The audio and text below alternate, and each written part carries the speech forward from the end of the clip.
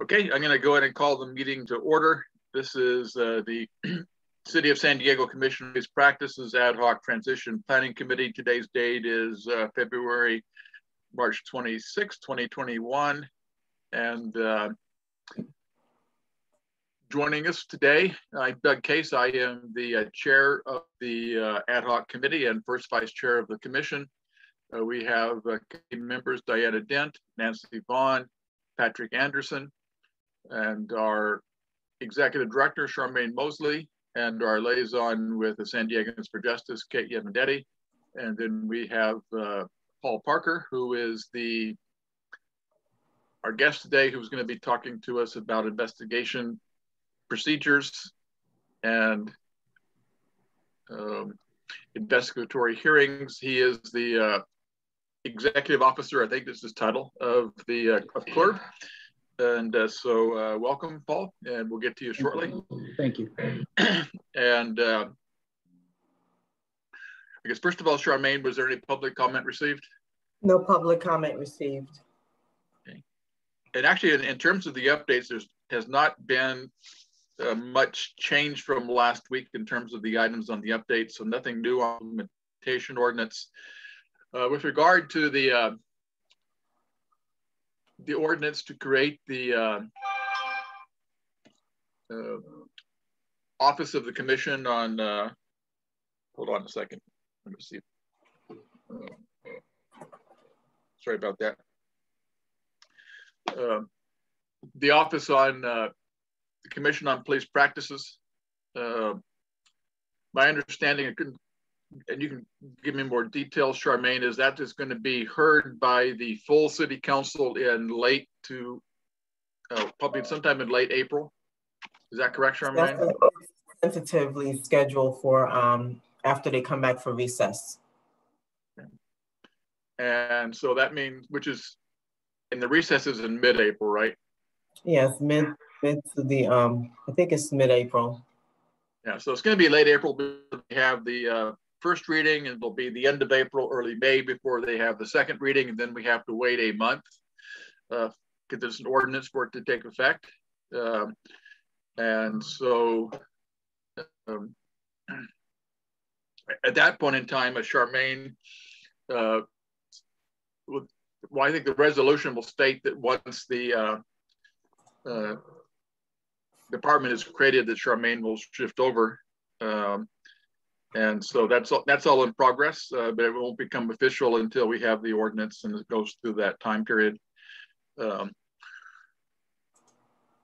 We are working with the Department of Finance on the budget. In fact, we have a meeting with them scheduled immediately after this meeting to go over some of the budget items. And so they are working on our proposed budgets, and they're going after, based on the figures we're giving them. And so that is good. And they're kind of walking us through the process. We have some questions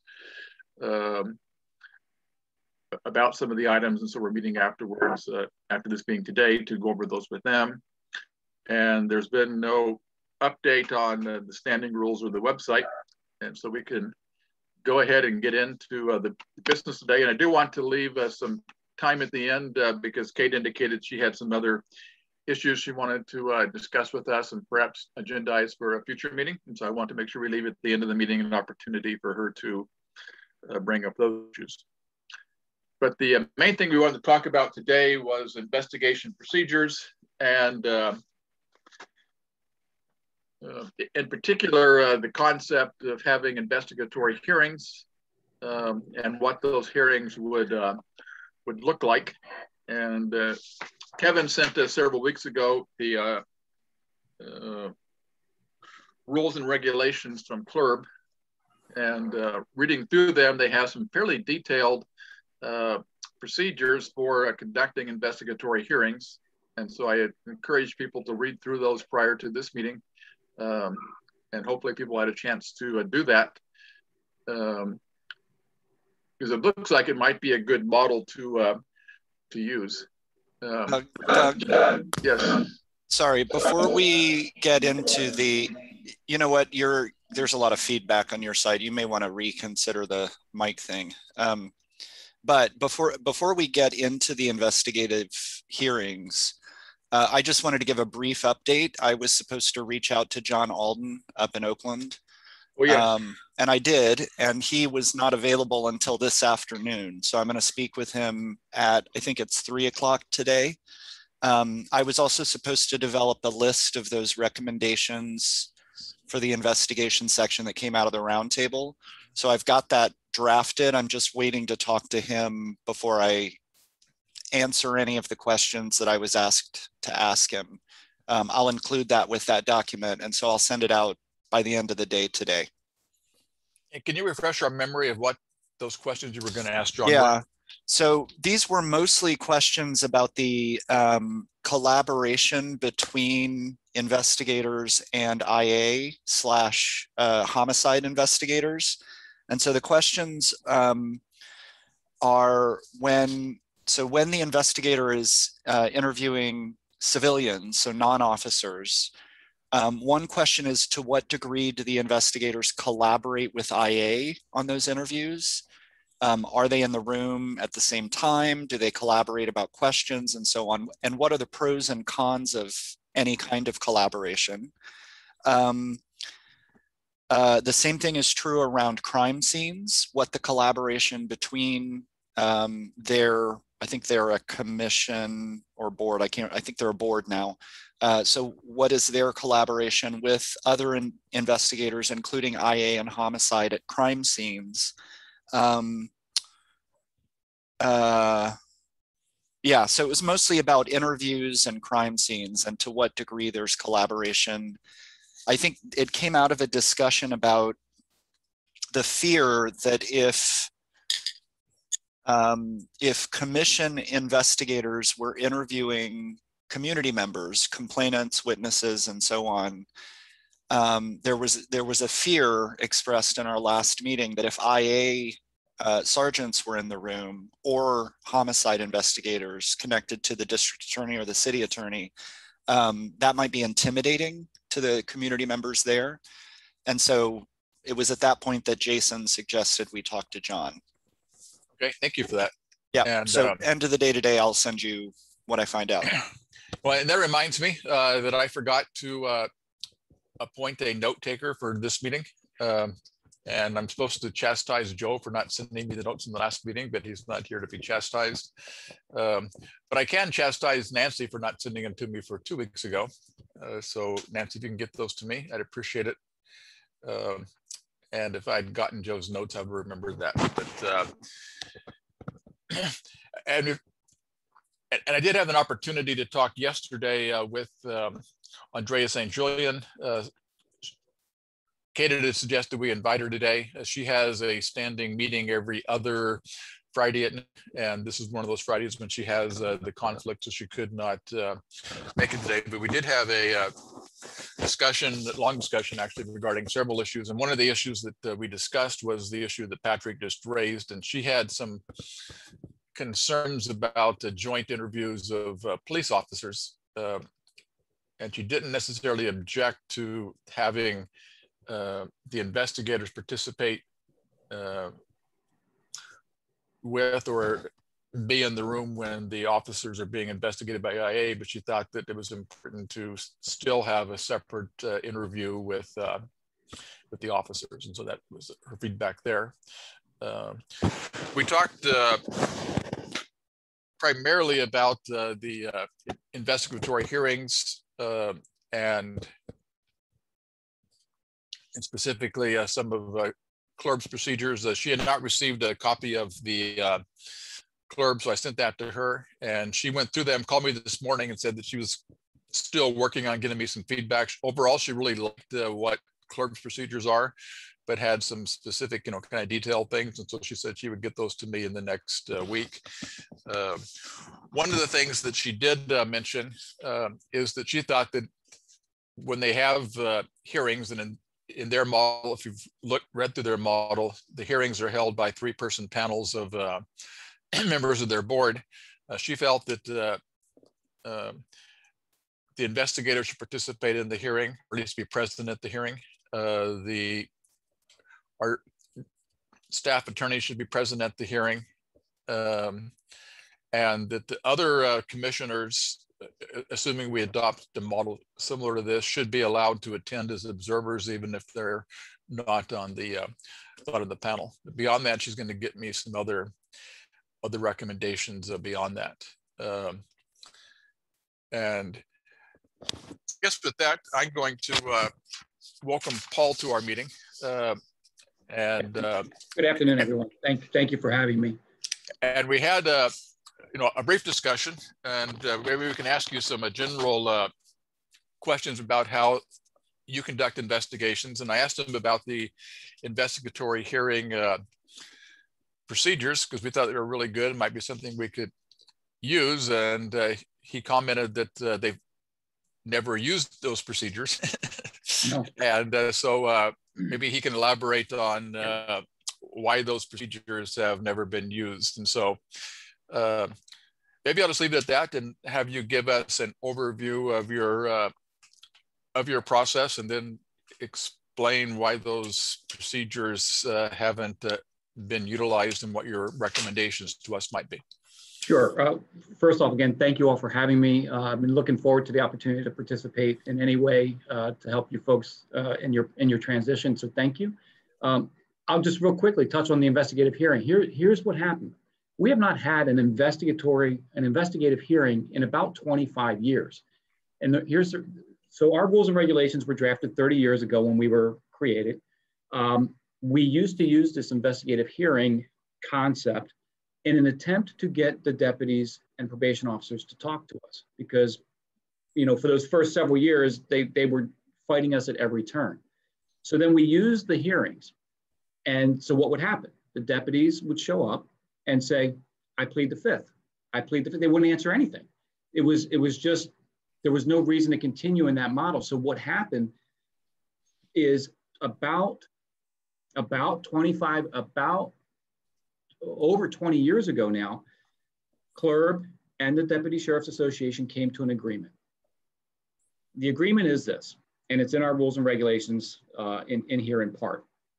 If we have questions during our investigation for a deputy sheriff or a probation officer, we put those questions in writing to them. They are mandated by their department to answer the questions in writing. If we get the answers back in writing, and that tends to indicate that it looks like we're leaning toward a sustained finding of some form or fashion, then we request an interview.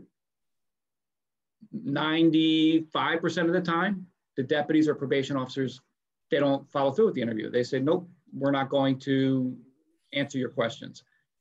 The department does not mandate them to participate in an interview. It's up to the deputy. But they do mandate them to give us every answer in writing that we ask for. So that process has been working. So getting information from the deputies and probation officers has been working with that process. In 2010, a former executive officer put forth a complete revision of our rules and regulations.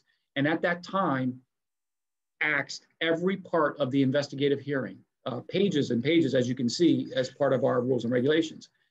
The outcry to that was substantial, because if you got that, even though we're not using it right now because of case law, because of the Copley decision, because of what 832.7 says, I mean, we're bound to do certain things, right? And so we have to conduct our meetings in closed sessions, as Charmaine knows. I mean, and it's all based on Copley. If we were to strike the investigative hearing aspect, that right there takes the threat of subpoenas, the threat of being able to get answers to our questions away. And so what we anticipated was, if we take that out, then the Deputy Sheriff's Association will say, that agreement we've had in place to get you answers for 25 years is gone. We're not going to do it. And then we have no way to compel the testimony. So I would encourage you, I think they're great. It's great to have. And again, I can't speak to you from personal. The last 4 executive officers can't speak to you with personal experience about how these have been conducted, because they haven't been since the mid-90s. And again, one of them was conducted, and it was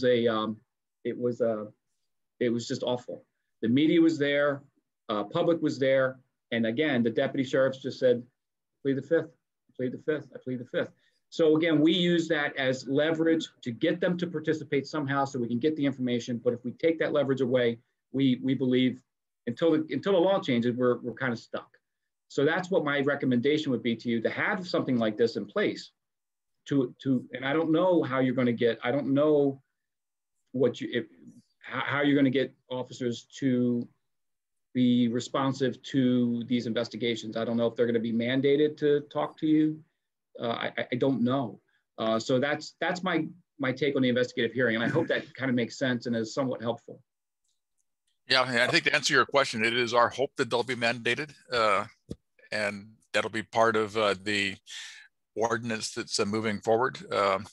I'm sure leave that investigative hearing in there then, or something along those lines, so that you compel response to subpoenas and compel the testimony in open or closed session, whatever is applicable by law at that time. Yeah. And we do have subpoena power, so we could also subpoena them, but it's our hope that we would not need to use a subpoena if the department agrees that, that they'll be compelled to attend. And again, they have to be compelled to not just attend, because they can just plead the fifth all day long. They have to be compelled to participate and to answer the questions. It's very clear it has to be there. Right. I have a question, Doug. Before we get too far along, I forgot to appoint the note taker, and I don't want to get too far along without documenting this excellent discussion. Is somebody willing to take notes? If not, did I see somebody raise their hand? Diana, thank you, Diana. Okay, sorry to interrupt there, but we're getting some good points. I didn't want to lose them. So go ahead, Patrick. Okay, so I think this is Nancy. So I think this is a question for both Paul and Kate, our resident divorce attorney, but attorney. So my understanding of the law is that when the reason that IA can compel not only attending an interview, but also answering it, is because by law, an administrative review cannot be used in a criminal trial or a civil trial. So, and that, I wish that were a right enjoyed by all employees of all institutions, because to me, that seems, there's something fair about that if everybody everywhere has that right. That if an administrative review is being undertaken, it is fair to section off the compulsion to answer so that the Fifth Amendment does not apply. So the reason that as an independent commission doing its own investigations, the reason that we're running into issues here is that our any potential interviews or investigative hearings are not similarly excused from, I mean, those materials could be used in a criminal trial or a civil trial. So that's the issue at heart here, right? Or am I wrong about that? Well, my understanding, and again, I'm not an attorney, so maybe Kate would know the answer to this, but my understanding is that if it's a compelled testimony, then it can't be used in a criminal trial. And so if the city compels them to attend, then it can't be used in the criminal trial, similar to the way that it's the department. And that's my understanding, but if others with legal knowledge if I may, not to interrupt, not to jump in front of Kate for a second, but just from our personal experience, when we do an interview, not when we do the questions in writing, but when we do an actual interview, it's an administrative issue, and we give them the Liebarger admonition that they then have to answer our questions during this. But the issue has always come up that the Deputy Sheriff's Association, because we are not the Sheriff's Department, that's how come they're like, you can do an administrative hearing all day long, and you can Liebarger us, and we're still not going to cooperate. But that, you know, that was their take. So that's how come we think our agreement that we have with them, that everybody's stuck to for 25 years, is helpful. I don't know if that answers your question, Patrick, but that's our experience. Yeah, so it seems like, okay, so if it's true that Liebarger applies to compelled interviews for an oversight committee, commission, or board, then it seems like the issue is one of publicity. IA interviews are private, are not released publicly. And so it seems like the primary concern that they have is that our investigative hearings would be public. But they wouldn't, I'm sorry to interrupt you, Patrick. But they wouldn't be. They wouldn't be public. I don't know how it can be based on the Copley decision.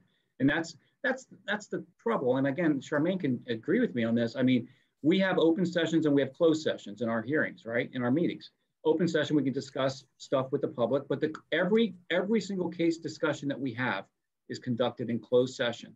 And all we can do is release a very limited redacted version of why we recommended this and why the board came to this conclusion. But again, that's purely Copley, and the only way that's going to change is if the case law somehow comes back around and changes it, or if there's a statutory change to it. So, okay, so if the Fifth Amendment issue, the criminal trial issue, is not an issue, if publicity is not an issue, then Paul, what do you think their concern is? If both of those things are true, why do you think they wouldn't comply?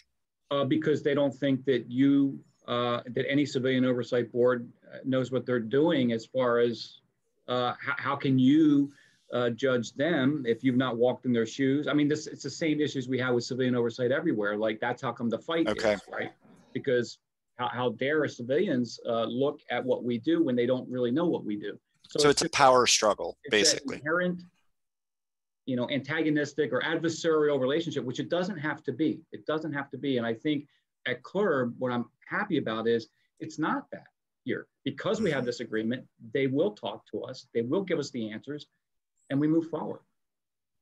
Now, when the case all changes, which I can't wait, I hope it does. I hope somebody somehow changes this so we can conduct our open hearings again and be transparent, where deputies are named, where things are done in the open.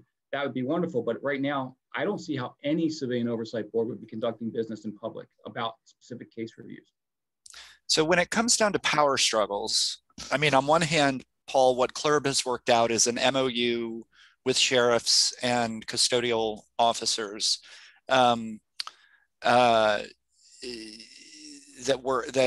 it's sort of an ad hoc agreement that's held water for 25 years. True. Okay, so we need to focus on that, on the best strategy for getting an MOU that lives by the promise of Measure B, but is palatable to POA and SDPD. And I think we also need to be prepared to have a higher, because it is a power struggle. Right. We need to be prepared to have someone who's in an office of power higher than PD, who's willing to step in and back us up. So it seems to me that there are two strategies here. I think that's and we need to focus on both of them. Does that make sense, Doug? I would agree with you. Yeah, it does. And the power that is higher than the PD is the mayor. Right. So I have a question for Paul. Do the CLRB investigators, are they able to actually talk to and separately interview the officers without their internal affairs people being there, or is it only written questions? It's written. We draft the written questions. We send those questions through a sheriff department liaison. They have a certain department that deals with CLRB. So we send the questions through him. He then sends them off to the deputies. We give them 14 days to respond. They then respond back, they'll put it in writing. They respond back to the liaison, who then forwards it to us. If we were to do, on the occasions in which we want to interview and the deputy says, yeah, I'd like to sit down and talk with you, then we write the questions. We are there during the interview and the questions go through that liaison. That department representative asks the deputies the questions, our questions, and then we're permitted to ask any follow-up questions if we so desire. Usually it's a little more informal. The department will let us, hey, you know what? You said this to that question. Here's a follow-up question. They'll let us do that. So okay. We don't, and back to, if I may, the collaboration between IA and investigative staff, you had mentioned at the very beginning of this meeting, reaching out to someone in Oakland about that. We are not privy to any IA at all. And I always wondered how you folks were able to do that, how you were able to get, and I understand that's the way it used to be, that you could get the IA investigations. I guess that was the model at the time. We're not privy to that information pursuant to 832.7. They can't release that information to us. We don't even know if cases that we have were also investigated by IA. So as far as sitting with them, that would never happen. That would never happen, at least not with us. You'll see, that's one of the beauties of our new model, is that we will do both. We will have the opportunity of reviewing all IA investigations, whether they come from a complaint or not, as well as conduct our own investigations when we feel appropriate, plus we will be mandated to do them for officer-involved shootings. And so we will have the benefit of the IA interview. That's great. I mean, has the POA ever fought that? Well, we'll see what happens when we go to a meeting to confirm, but that's what the charter amendment requires. Yeah, and but if it's somehow, and again, I don't know, and I'm just speaking just from my experience here. If it's somehow illegal per 832.7, it doesn't matter what the charter says, right? So I would think that just to see, I'm very curious into your process to see if that's going to hold water moving forward, just based on what the laws are. Well, we currently have an MOU. We currently have an MOU with IA that's 30 years old, that not only gives us access, but, and this is rare, IA will not close a case until CRB has weighed in. I love it. That's awesome. Yeah. I hope that doesn't change through all the scrutiny that's going on here. I hope it, because that was under your old model, right? So I hope and pray that doesn't change, because that's awesome. I wish we'd had that. Yeah, and that's something we're really pushing for, and we want to make sure that it is in the ordinances that they do not those cases until we review them, perhaps with an exception of the 1-year deadline. And sometimes even under our current agreement, they go ahead and close the case because they're up against the 1-year deadline and they want to impose the discipline, and we haven't had a chance to review it yet. But in most cases, we have that, and that's what gave the CRB much more power than other review bodies had. And our intent is that will stay. Plus, we will have the new ability to do investigations, so it'll be a double. It's a hybrid model. That's wonderful. That's awesome. Right, and that's why some of us supported this particular model. I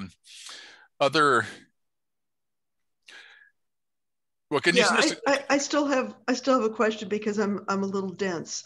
So if the officer is willing to answer follow-up questions, that can happen. That doesn't, so that's kind of a meeting. I mean, pre-COVID, it was like everybody was together and that was with this liaison. But if the officer says, I don't want to answer any follow-up questions, I'm just going to do the written responses, then that's it. That's it. There's no, you're not able in any way to compel. You can send follow-up questions, I assume? You can send them in writing. You can send them in writing, because they are compelled to answer the ones in writing. But just, if you really just want to sit down after getting those initial ones back and sit down in person, they don't have to. And the department will not compel them to. Right, okay.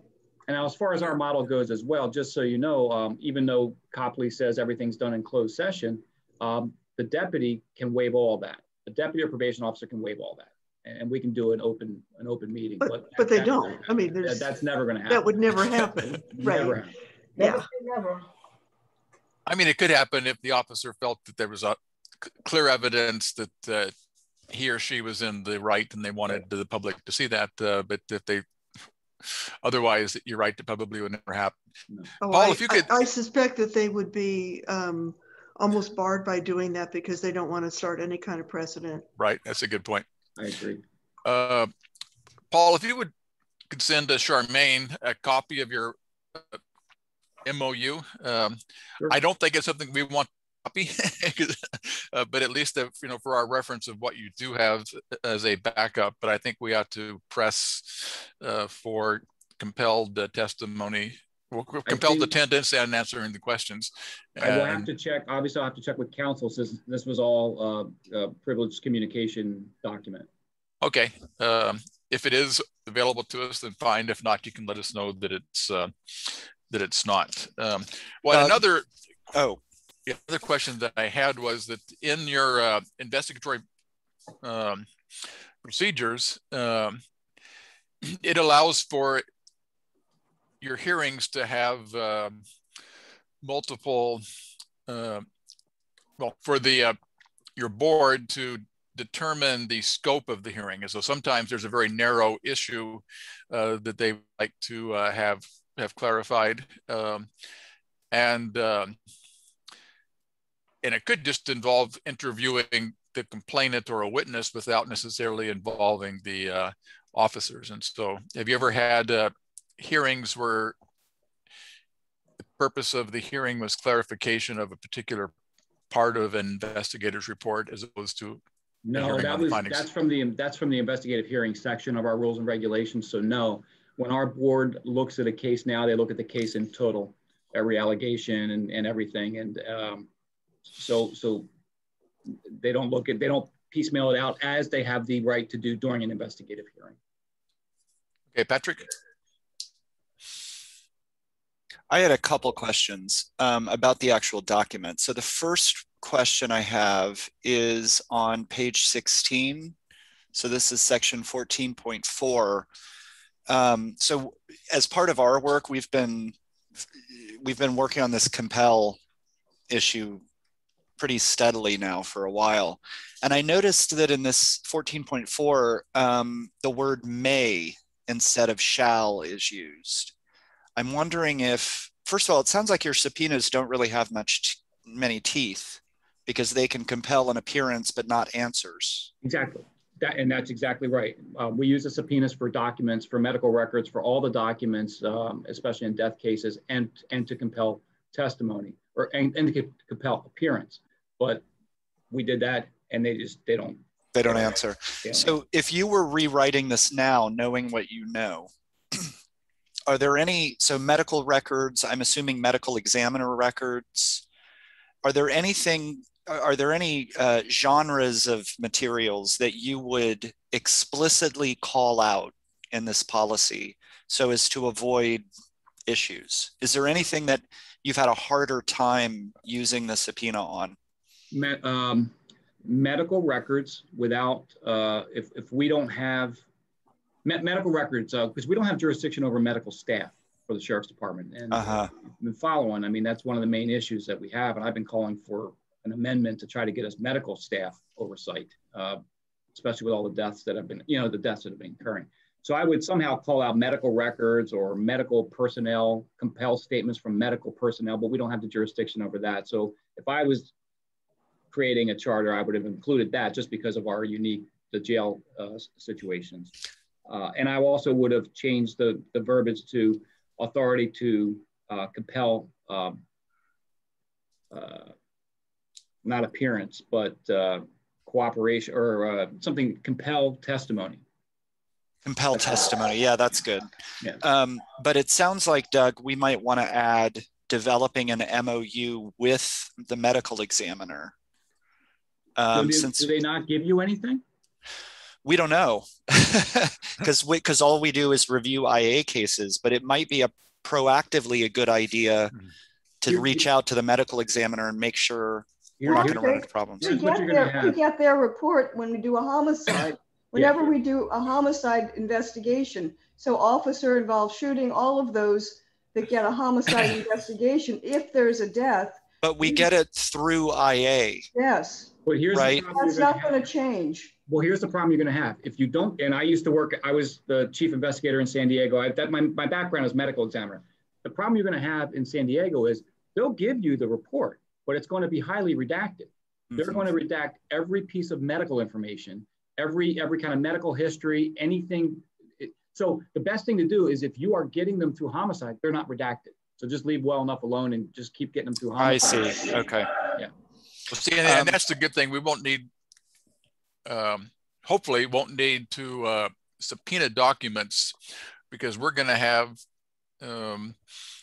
access to all of the PD department documents. And so unless there's something that the PD in the course of their investigation did not acquire, we probably should not need to use the subpoena power for documents.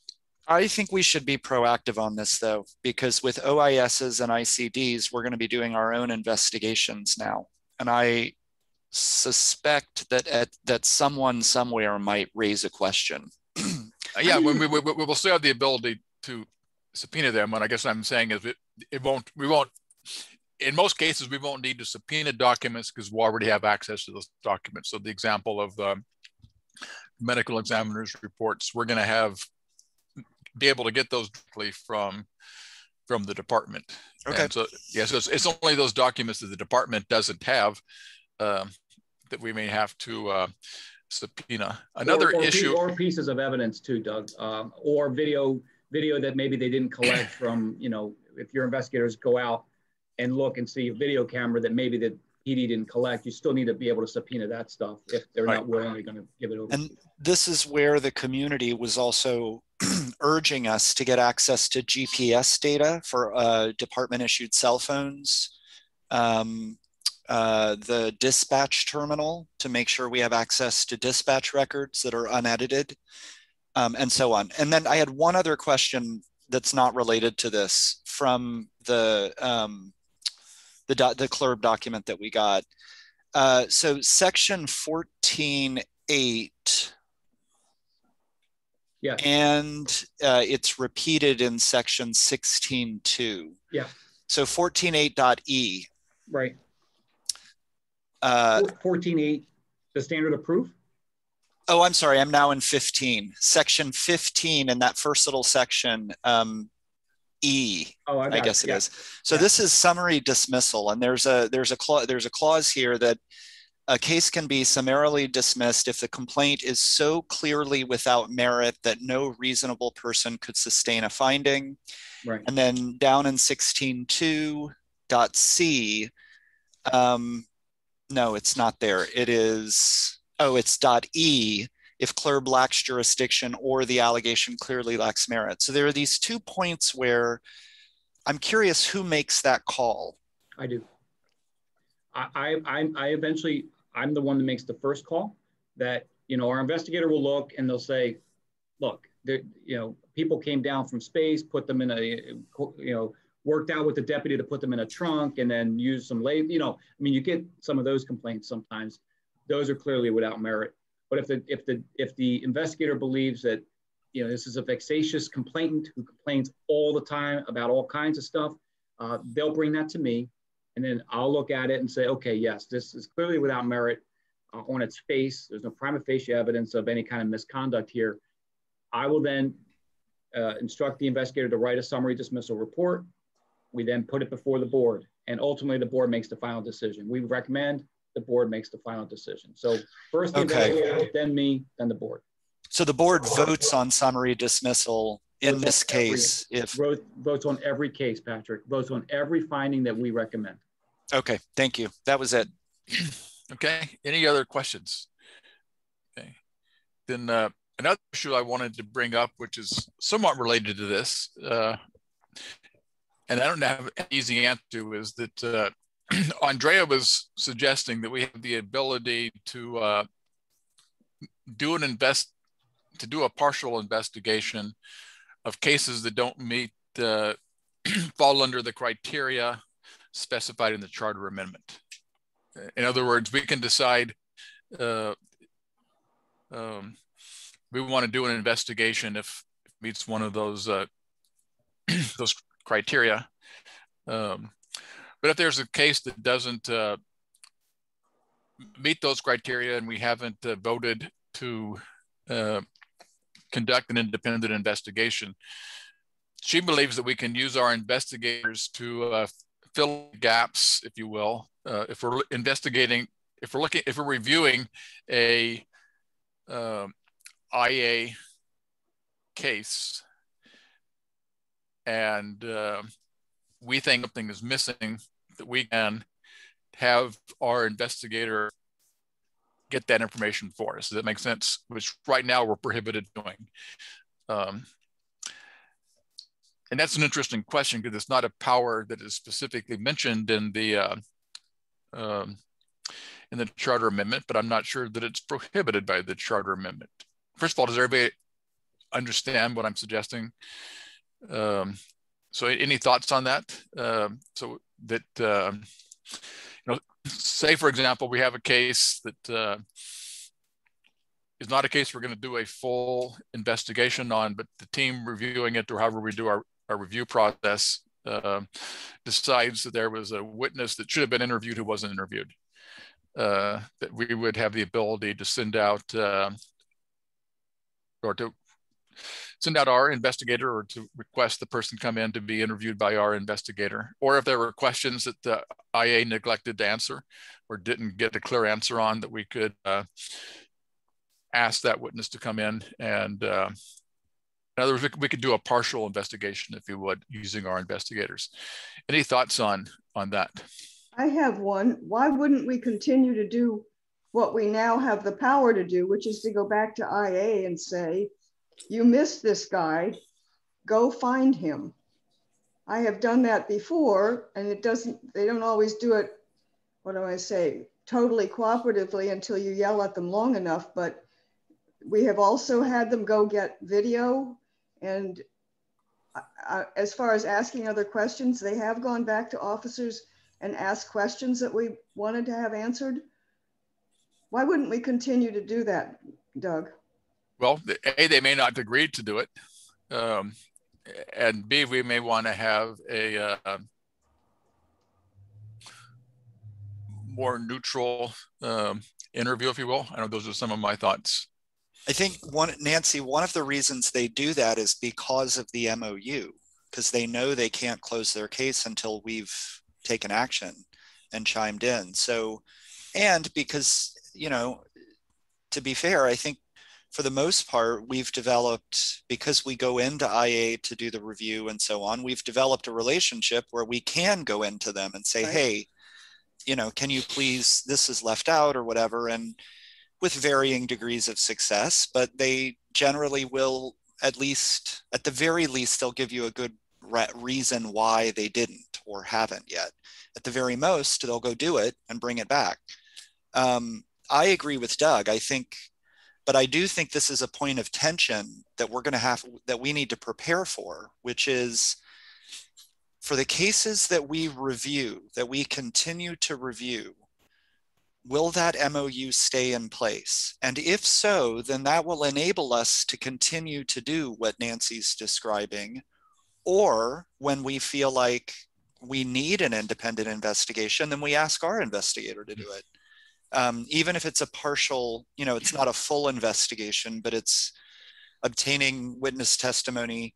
I mean, there's a corollary to this, which is for all kinds of cases, it's not unusual for us to read an IA report and find that a complainant never followed up or refused to be interviewed by IA.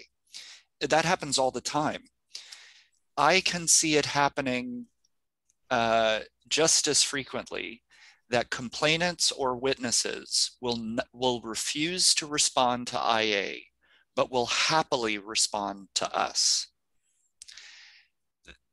This is one of the really important things about Measure B, that the Commission has an opportunity, even more so than CRB had, to be the voice of the community, to hear complaints and to follow through on them. But there's going to be some tension here, especially on the cases that we do independent investigations of that are unrelated to IA's investigations. Because IA might close a case without having had the opportunity to interview a certain number of community members who did agree to be interviewed by us. What happens in those cases? Do you see what I'm saying? There's an inevitable loggerhead here that we need to figure out. Well, I guess the related issue is that doing partial investigations of cases that fall within those 5 criteria, because there's, it could be that the same thing there, that we think that we don't need to do a full investigation, replicate everything that Internal Affairs has done, but let's say their example that you gave, Patrick, that they we're unable to get the testimony of a key witness. And we think that it's critical to get that testimony in order to come to a full conclusion, that we could doubt our investigator. And depending upon that interview, we could then decide to close the case. And so I think it probably is more clear under the charter amendment that if we want to do a partial investigation of those discretionary cases, we could do that. It's just the idea of doing a partial investigation of other cases that I'm not sure about. But if we are going to do it, we need to include it in our procedures. And so that's an idea that Andrea suggested that I think we need to think about. And other questions?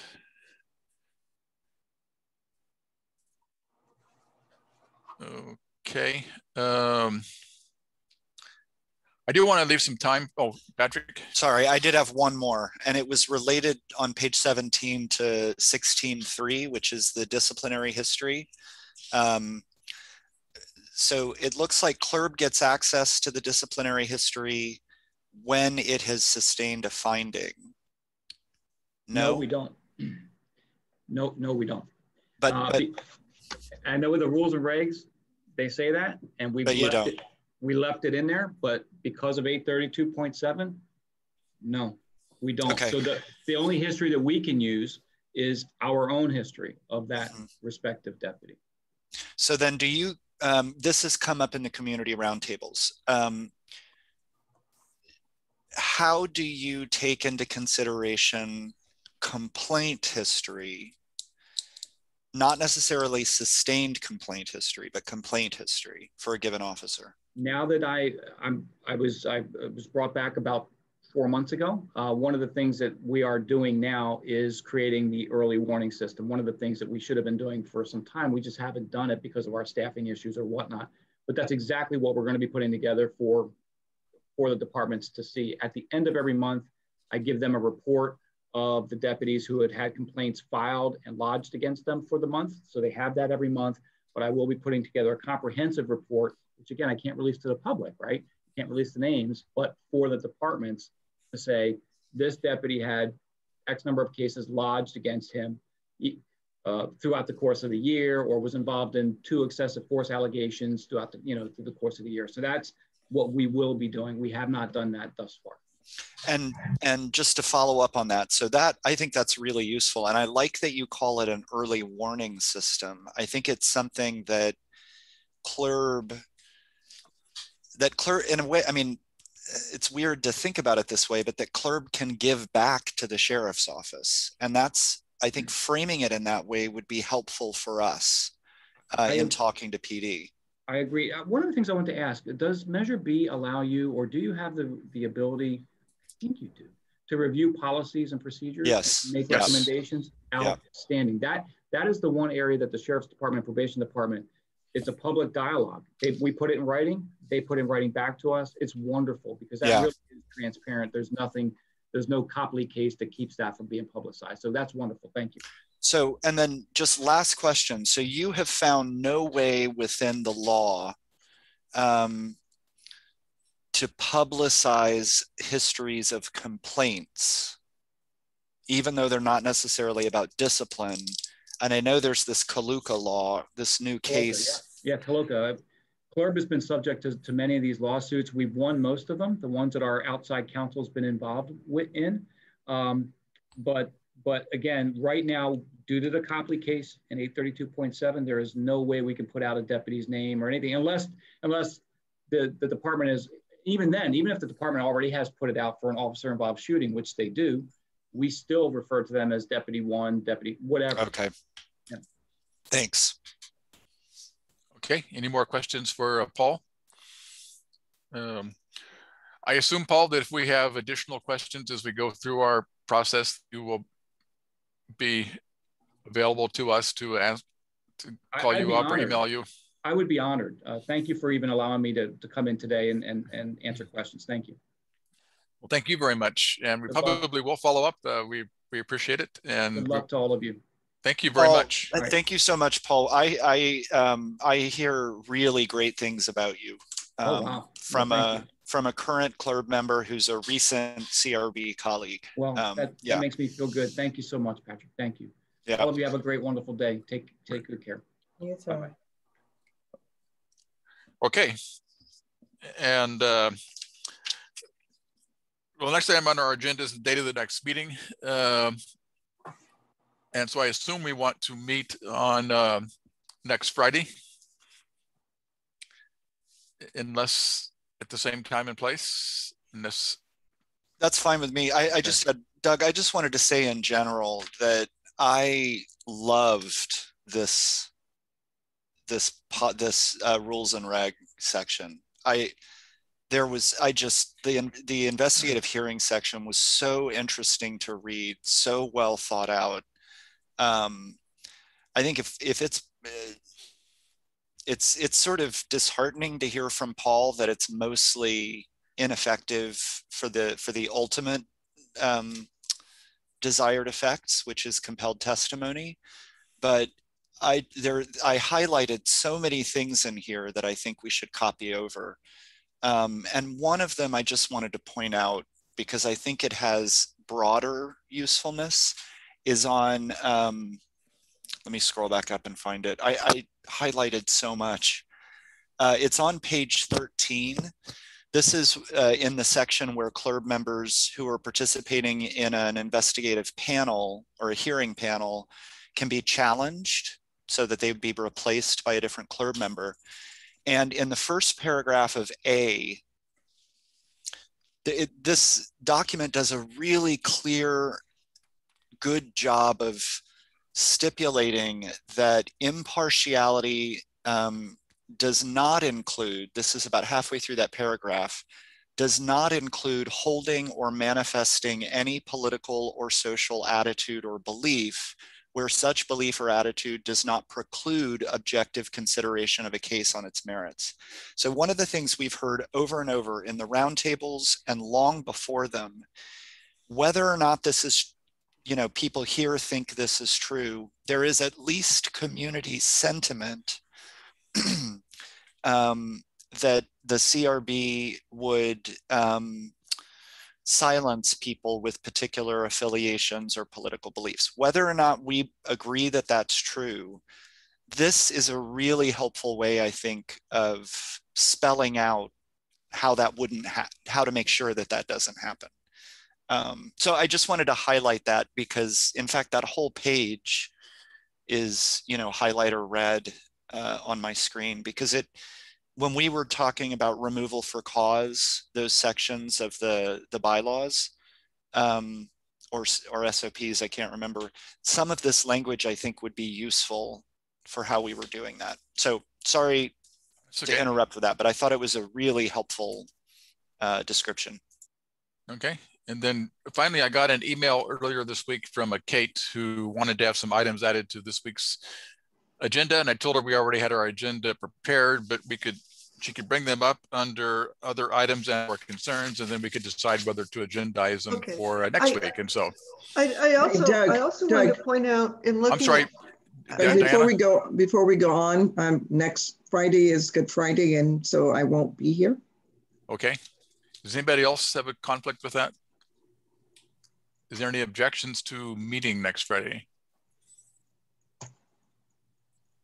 Okay, then we will excuse Diana, and we will have a good note taker to make sure that you find out what we missed. So thank you. Now to Kate, sorry. Okay, I just, when we were looking at CLRB, this is not related to my other question, but they do have a section here on page 2 about the composition of CLRB. We've had these lengthy discussions about qualifications, and they basically have no qualifications. I mean, this is something we might want to look at, where they talk about an elector in San Diego County and possess a reputation for integrity and responsibility and demonstrated an active interest in public affairs. So they don't have and I don't know that we want to use this because, you know, we've talked a lot about having an exclusion for, you know, law enforcement and that sort of thing. But I thought it was really interesting that they had this really sort of broad thing about the composition and who could be on CLRB. But the issue that I raised with Doug, and he's already sort of answered my question, but I'm going to raise it again because I'm hearing this from a lot of people. Basically, like, when is this going to start? And you know, I keep hearing, oh, the ordinance is going to take a long time and meet and confer and all that sort of thing. So then the question was raised about when the commission could start hiring its new people so that it can at least have investigators on board and could have the new legal counsel on board and policy analysts, and how soon can that start? And I thought, not knowing, I guess, the city process well enough, that there was a budget, and the new budget started in July, and the commission would have its money and could start hiring people and should start sending out something about that already, so that you guys could start right away having your investigators starting in July. And Doug tells me no, that the budget doesn't start until January. No, so that's not quite. The budget starts in July, but in the budget, there's specific start times for different positions. And so the only position that we have starting in July is the community engagement coordinator. Well, then that still raises my question then.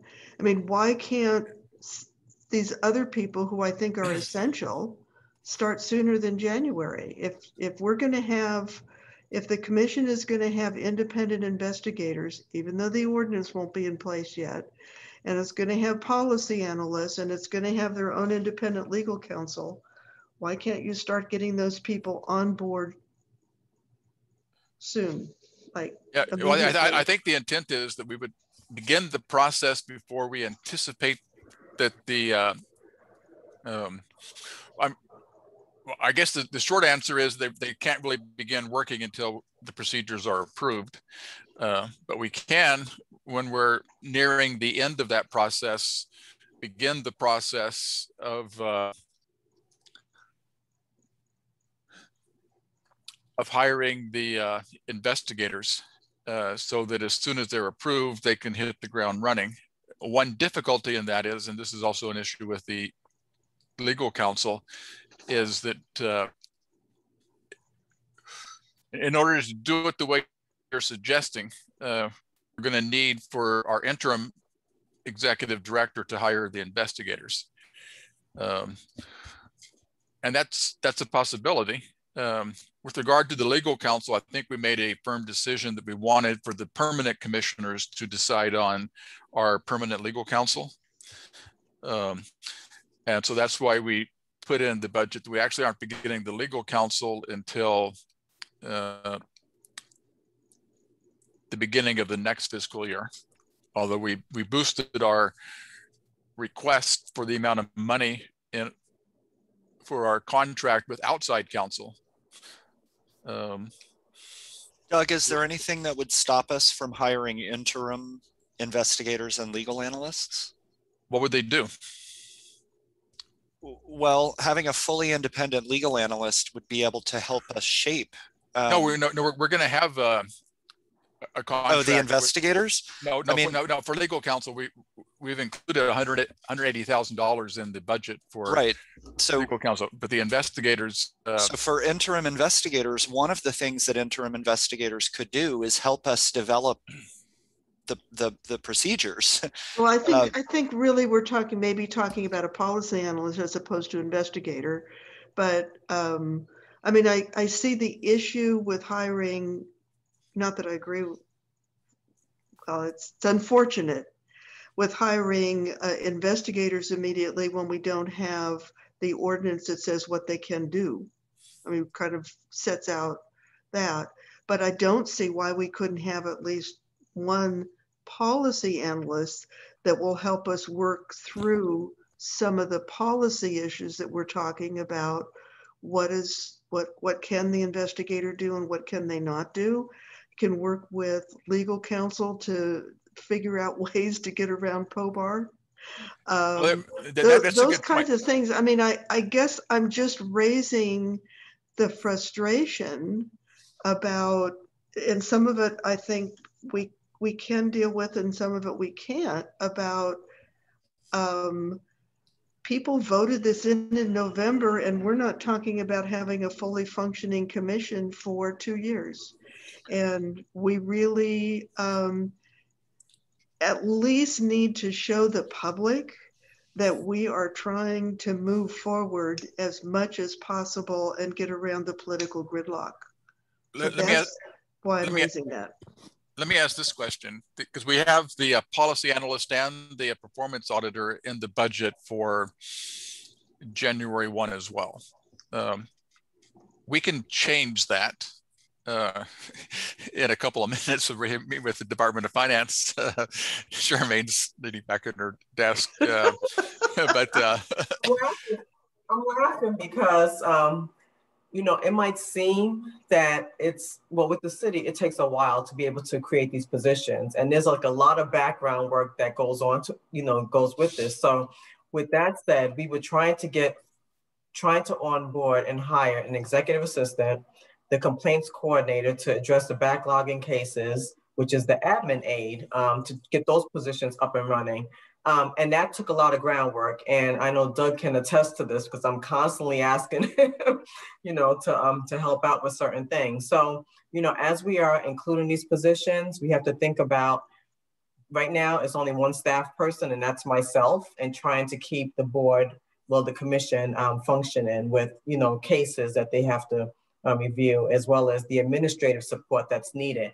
So, and Doug, you know, I think we can put the policy analyst in there, but we have to also keep in mind that there are steps that's right. Needed to go along with it. Yeah, so but I think Kate raises a good point. We can use the policy analyst as we're developing our policies. Even if it's just someone on a contract basis, doesn't need to be, you know, a full-time W-2 kind of person. It could just be somebody that, just like you're doing now with legal counsel, that you have X dollars that could go to them with certain questions. But I think it's a huge void that's missing at this point as we're talking about really major policy issues, and we're all lay people, even us divorce attorneys. We don't, I mean, you know, we need somebody who's, you know, we need Jason, or I mean, some, you know, somebody who can really speak to. Yeah.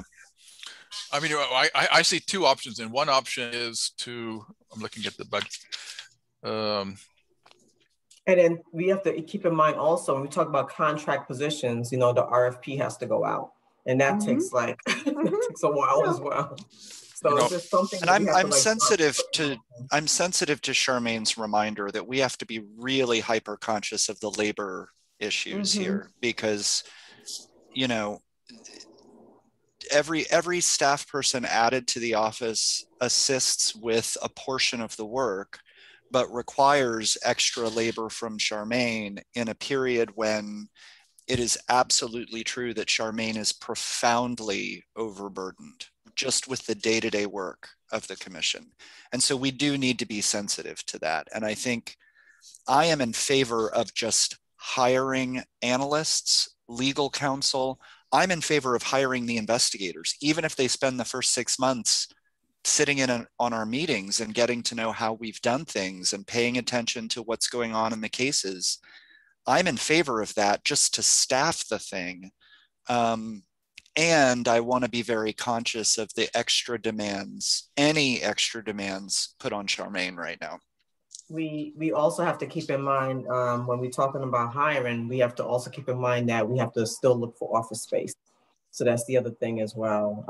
Furniture and all of those other, that's why I'm looking forward to getting additional staff to help out with that. So I just wanted to say that. Thank you. Well, see, the two options are to request, and I thought we had some money in here, but I'm having a hard time finding it quickly. Didn't we have some money for consultants beyond the professional services. Yeah, there it is. It says consultants contract. Oh, those probably would be.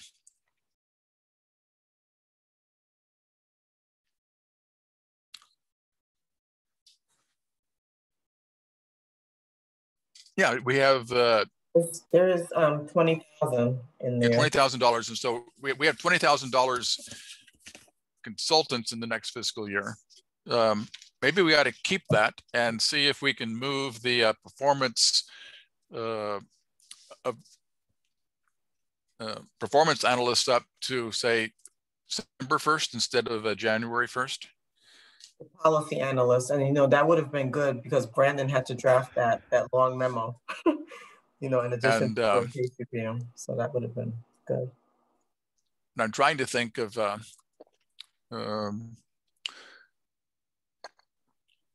or can we do it sooner than that? Because we need to get the other people hired. And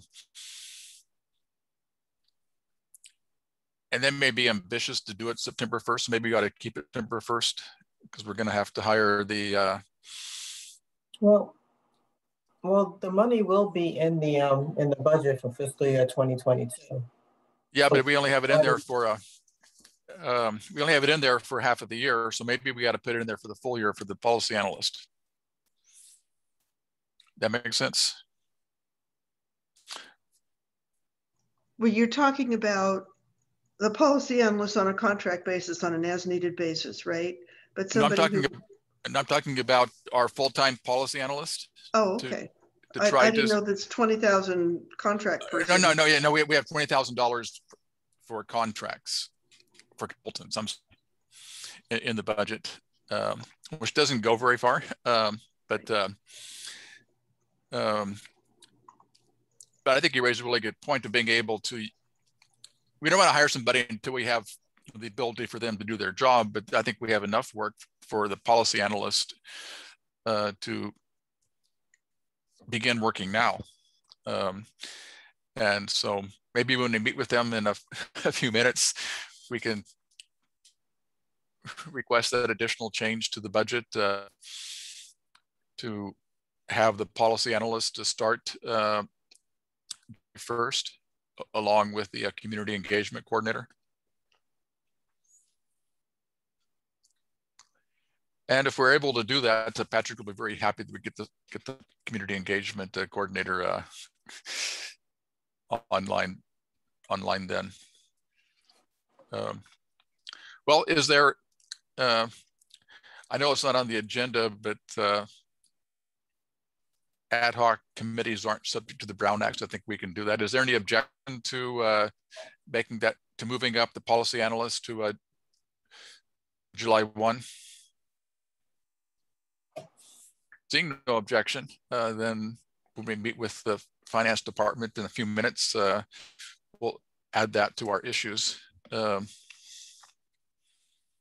that shouldn't be a big change. I think it's just plugging in the numbers, and they made some errors, which would be to our benefit. And so, and